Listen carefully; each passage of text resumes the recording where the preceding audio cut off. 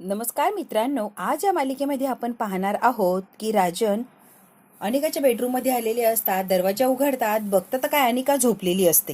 राजन तिला कौतुकाने बघत असतात आणि हळूच तिच्या जवळ येऊन बसतात. तिच्या डोक्यावरून प्रेमाने असा हात फिरवतात आणि खूप मन लावून असं त्या अनिकाला बघत असतात. अनिकाकडे राजन एकटक बघतात आणि माझी अनिका किती निरागस आहे, किती गोड आहे, तिच्याकडे बघून ती मनात म्हणजे स्वतःलाच म्हणत असतात. आई आणि आजीच्या चुकीच्या शिकवणीमुळे पोरगी भरकटत चालली आहे आणि ते म्हणतील तसंच वागत चालली आहे. दोघींमुळेच माझी लेक बिघडली, नाही तर किती निरागस आहे. कौतुकाने डोक्यावरून हात फिरवत असतात, अंगावर व्यवस्थित पांघरून घालतात आणि तिच्याकडे डोळे भरून असं बघतात. राजन आज तिथून उठून जातात. दुसऱ्या दिवशी सकाळी निंगी आणि कमळी नेहमीप्रमाणे आवरतात आणि ते चाललेले असतात. आता गाडीमध्ये अनिका बसलेली असते आणि अनिका गाडी चालवत असते.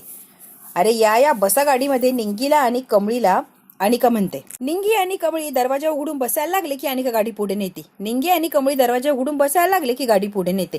थोडक्यात कमळी आणि निंगीची टिंगल उडवत असते अनिका आणि गाडी पुढे पुढे नेत असते. बसा ना, काय झालंय, असं काय करताय? 4 वेळेला तिने तेच केलेलं असतं. आता निंगी म्हणते, अनिके थांब की. एकदम निघून गेलेली असते. कमळी बघितलं ती माकडीन कशी करते, आपला अपमान केला आणि या बसा म्हणून निघून गेलीये. निंगी बडबड करत असते. तेवढ्यात काय बस आलेली असते. अगदी बसच्या मागे धावतात आणि बस त्यांना मिळालेली असते. त्या बसमध्ये बसून आता चाललेले असतात. निंगी म्हणते, मला खिडकीकडनं बसायचंय आणि खिडकीकडनं बसते. किती भारी गाडी होती ग कमळे ती. बडबड करत असते ही निंगी. किती छान गाडी, किती छान शीट आणि इथे प्लास्टिकचे टोचायला लागलेत. काय नशिबात लिहिलंय काय माहिती.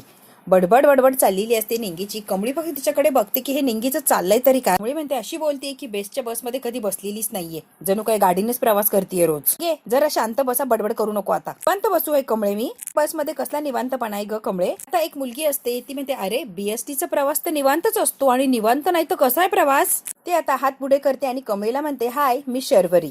की बडबडी असते ही शर्वरी की बस बीएसटी विषयी आता बोलायला लागलेली असते. बसमध्ये बसलं ना की सगळ्यांचा विचार करतो, कारमध्ये बसलं की फक्त स्वतःचा विचार करतो. बसमध्ये अख्खं जग असतं आपल्यासोबत. काय धमाल असते बघा की. हत्ती म्हणजे काय, रस्त्यावर धावणारा हत्ती येतो, तिला काय होतंय आणि तिला काय व्हायला लागलंय. निंगी आता कमळीच्या कानात म्हणते, कमळे कशी बोलती बघ की, काय कौतुक करतीये ह्या बेस्ट बसचं, जशी सगळी बस हिच्या बापाचीच आहे, अशी काय बढाया मारतीये. गोड सांगतेय, काय कौतुक करते. कंडक्टरने यांचं बोलणं ऐकलेलं असतं. माघारी बघतो आणि हसत असतो. कंडक्टर म्हणतात, बसचा बाप म्हणजे मालक मी आहे आणि ही माझी पोरगी आहे शर्वरी.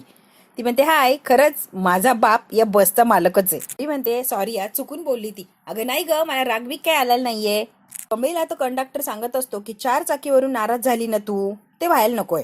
बेस्ट किती मोठी आली शान, कुठेही बसा कुठेही राहा, चाकीनुसार डब्बा आहे बघ. कितीही रस्ता खराब असला आमची गाडी डगमगत नाही, अशी छान आयटी मध्ये चाललेलीच असते. बघा पोरीनो, कोणी गरीब कोणी श्रीमंत नसता. माझी गाडी महागडी, माझी एवढ्याची, तुझी तेवढ्याची असं काही नसतं. सगळे काही सारखे असतात. एकदा माझ्या बसमध्ये बसले की सगळे सारखेच होऊन जातात. शर्वरी म्हणते, पप्पा काय बोलले तुम्ही, एक नंबर एकदम सॉलिड बोलला पप्पा. तुम्हाला माहितीये का मुलींनो, माझी मम्मी माझ्या पप्पांना सुपर हिरो म्हणते, सुपर हिरो. कमळी म्हणते, म्हणजे काय. अगं म्हणजे काय, 4 पोरींचा बाप आहे, 4 पोरी मला आणि त्या गोष्टीचा मला अभिमान आहे. 4 पोरींचं कन्यादान करण्याचं पुण्य मला लाभणार आहे, अजून काय पाहिजे. कमळी आणि निंगी एकमेकींकडे आश्चर्याने बघायला लागलेले असतात आणि त्याने कौतुक वाटतं.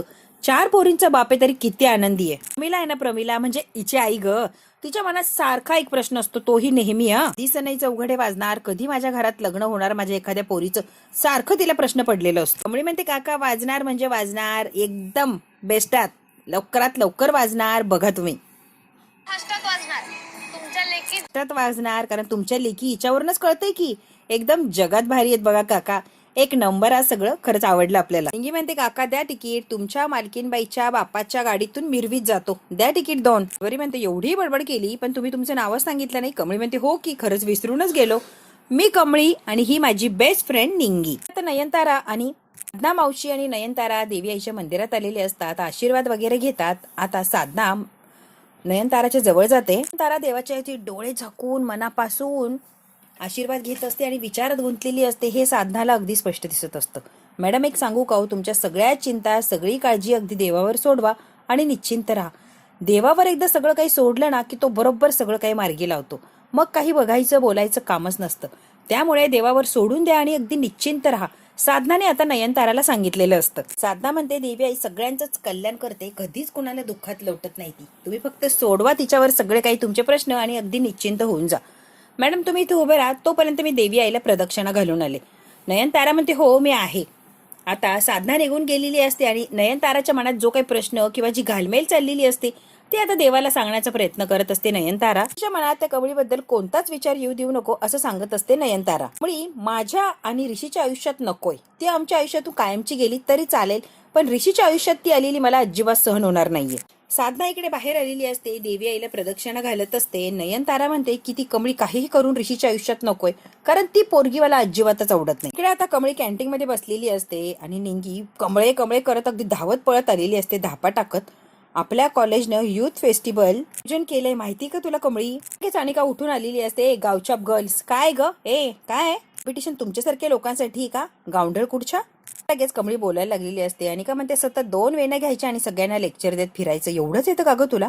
प्रत्येक वेळेला लेक्चर लेक्चर लेक्चर, कंटाळा येत नाही का ग तुला? कॉम्पिटिशन मध्ये पार्ट घ्यायचा आहे ना तुला? हो ना, साठी खूप चांगली कॉम्पिटिशन आहे, त्यामध्ये तू मला पार्ट घेऊनच दाखव. इंग्लिश स्पीच कॉम्पिटिशन आहे, बघू आपण, तू घे, माझ्या अगेन्स्ट तू उभी राहा, बघू कोण जिंकतंय. गावछाप तसंही तो आजच हरली असं समजा, जर तू माझ्याबरोबर खेळायला तयार असेल तर. जो ऑरा आहे ना तो मायनस मध्ये चाललाय आणि मी मात्र सगळीकडे ऑरा फार्मिंग करते. आणि का महाजन आहे शेवटी मी, माझा ऑरा तर काहीतरी वेगळाच असणार. तू आता फुस होत चाललीये आणि हे एक्सेप्ट कर. हा, हवेत उडणं बंद कर लवकर. आणि का महाजन येते की नाही बघतच राहा.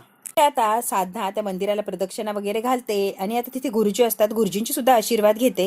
गुरुजी म्हणतात सुखी राहा. लगेच हिच्याबद्दल सांगायला लागलेले असतात, आजपर्यंत खूप कष्ट केलेत, हो ना ग बाई. आजाच्या पलीकडे जपून ठेवलेली एक गोष्ट आहे, त्याची होती त्याच्याकडे पोहोचली ती गोष्ट. साधनाला कौतुक लागतं, गुरुजी कसं सगळं खरं सांगताय. आणि ते आता गुरुजीच्या जवळ बसलेली असते. साधना म्हणते माझ्याबद्दल बोललाय सगळं काही? गुरुजी म्हणतात हो, आणि कोण आहे इथे, तुझ्याबद्दलच सांगतोय. पटलं ना हे सगळं खरं आहे? मग झालं बघ, विचारायचं होतं मला. ती आता खाली बसलेली असते आणि गुरुजींना प्रश्न विचारायला लागते. गुरुजी म्हणतात तुला जिची काळजी आहे ना तिला जपा, अगदी जीवापाठ जप. साधना म्हणते असं का म्हटलं गुरुजी?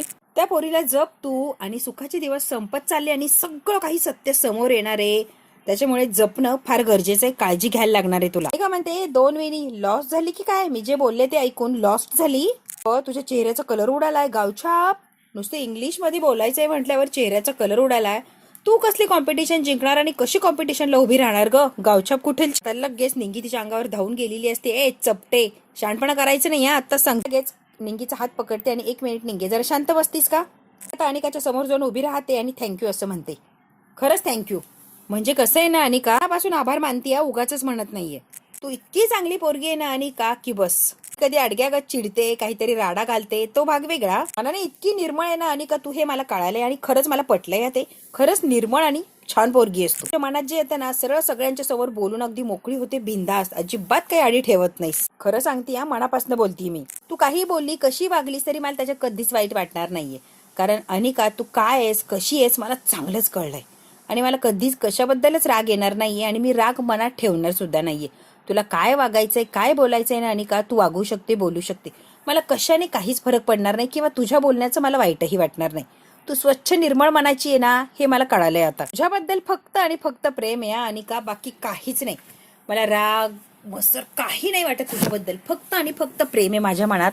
आणि खरंच एक लहान बहीण म्हणून मी खूप खूप प्रेम करते तुझ्यावर अनिका. आता ही साधना लगेच रडायला लागलेली असते. काय बोलताय गुरुजी, माझ्या सुखाला कोणाची नजर लागणार आहे? तुम्ही काय बोलताय? गुरुजी म्हणतात फक्त चूक आणि सगळं काही संपणार आहे, अगदी सगळं राख रांगोळी होऊन जाणार आहे. कळतंय का तुला मला काय सांगायचंय? एक चूक सुद्धा महागात पडणार. म्हणजे नेमकी काय होणार आहे गुरुजी, मला काही कळत नाहीये. गुरुजी म्हणतात खूप मोठं षडयंत्र रचलं जाणार आहे आणि त्या षडयंत्रामध्ये अडकू शकता तुम्ही, मग काय सगळं वाटोळं होणार. त्याचं नव्हतं होणार या, लक्षात ठेव. तिला सांभाळ, तुझ्यापासून ती लांब आहे ना, तिला जपायला हवंय. महिन्याची 15 तारीख खूप कठीण आहे तिच्यासाठी, तो दिवस खूप अवघड जाणार आहे तिच्यासाठी. आता साधना म्हणते की 15 तारीख 15 मार्च म्हणजे यांचा वाढदिवस. साधना जोरात म्हणते की 15 मार्चला यांचा वाढदिवस आहे. काय होणार आहे गुरुजी? ते नेमके आता नयनताराने ऐकलेलं असतं. नयनतारा बरोबर हिच्या मागे येऊन उभी राहिलेली असते. नयनतारा म्हणतात तुला कसं माहिती 15 मार्चला राजांचा वाढदिवस आहे? मात्र हिला कळतं की मॅडमला कळालंय, आता मॅडमला काय उत्तर द्यायचं. इकडे आता अनिका म्हणते गावछाप गर्ल एकदम एकदम शटापा, मला कळत नाही किती स्मार्ट आहे, कशी गोल गोल गुंडाळते. मी तुझ्या जाळ्यात अडकणार नाही या स्मार्ट गर्ल. पीनट्सच्या झाडावर चढू नको हा. ए पीनट्स म्हणजे काय? भुईमुग. हरभऱ्याच्या झाडावर चढवू नको असं म्हणायचंय का तुला? पीनटचं झाड नसतं, रोपटं असतं अनिका छोटस. म्हणते अनिका किती गोड आहेस ग तू. जी लहान बहीण अनिका, आपण दोघी मिळून खूप काही करू शकतो, तू फक्त मला साथ दे. त्यासाठी कुठं पण कशी पण उभं राहायला तयार आहे. त्यासाठी काही पण करायला तयार आहे अनिका, फक्त तू बोल. म्हणते काही पण करू शकते. हो बोलून तर बघ. इंग्लिश स्पीच कॉम्पिटिशन मध्ये पार्टिसिपेट करायचंय कमळी तू माझ्यासाठी. ती वक्तृत्व स्पर्धेमध्ये करते की मी का? अगं मी इंग्लिश म्हटले ना, मग इंग्लिश मध्येच तू भाग घ्यायचाय. ठीक आहे अनिका, तुला हरवायचा कधीच उद्देश नसणार आहे, पण आता स्पर्धेत भाग घेतला म्हटल्यावर कोणालाही वाटणार ना जिंकायचं, यासाठीच मी नक्की प्रयत्न करणार. तू म्हटलीये ना आता मी भाग घेतो तुझ्या बरोबर, काही हरकत नाहीये. एकाला असं वाटत असतं की कमळीला इंग्लिश बोलताही येत नाही किंवा इंग्लिश तिला समजतही नाही, त्यामुळे तिला हरवायचं म्हणून मुद्दाम तिला भाग घ्यायला लावते. अनिका म्हणते हे बघ आता शब्द दिलाय, तू भाग घेणारे, भाग घ्यायला लागणार आहे, आता तुला माघारी येता येणार नाही. कमळी म्हणते नाही गो बाई, शब्द दिलाय ना म्हणजे दिलाय. म्हणते डन डन आटन डन, अजिबात माघार घेत नसते मी, शब्द दिलाय ना तुला, तू अगदी निश्चिंत राहा.